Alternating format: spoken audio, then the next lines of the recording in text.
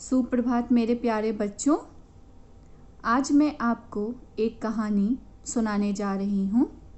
शीर्षक है जब क्रोध आए तो विवेक से काम लें। एक गांव में एक कुशल बूढ़ा योद्धा रहता था। दूर दूर से लोग उससे युद्ध कला सीखने आते थे।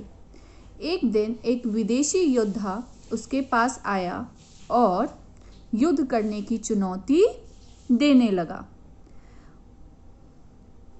तो उस बूढ़े योद्धा के जो शिष्य थे उन्होंने कहा, गुरुजन आप इससे युद्ध ना करें।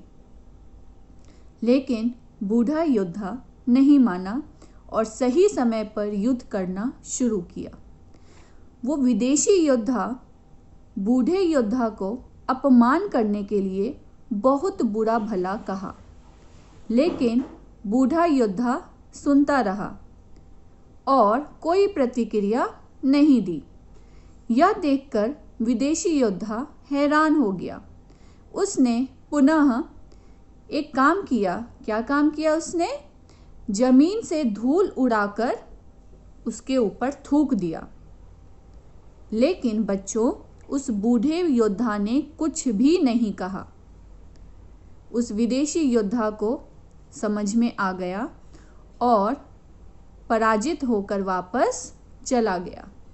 उसके चले जाने के बाद उनके शिष्यों ने पूछा, गुरुजन उस विदेशी योद्धा ने आपको इतना भला बुरा कहा, लेकिन आपने कुछ भी नहीं कहा।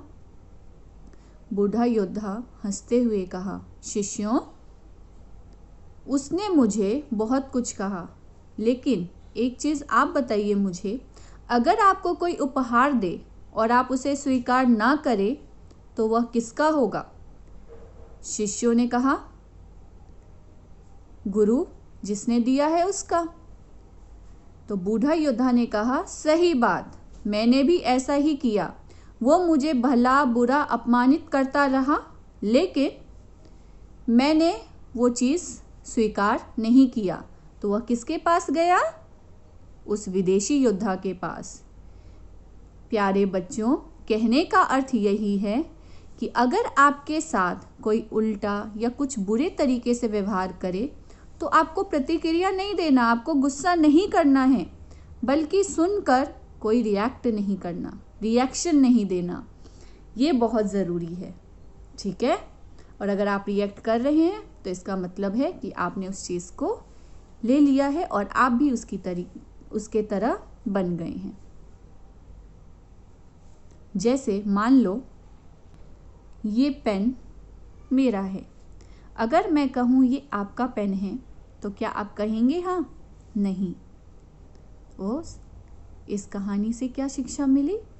कि हमें हमेशा सकारात्मक सोच रखना चाहिए और गलत कामों में अपने ऊर्जा और अपनी शक्ति का नष्ट नहीं करना चाहिए।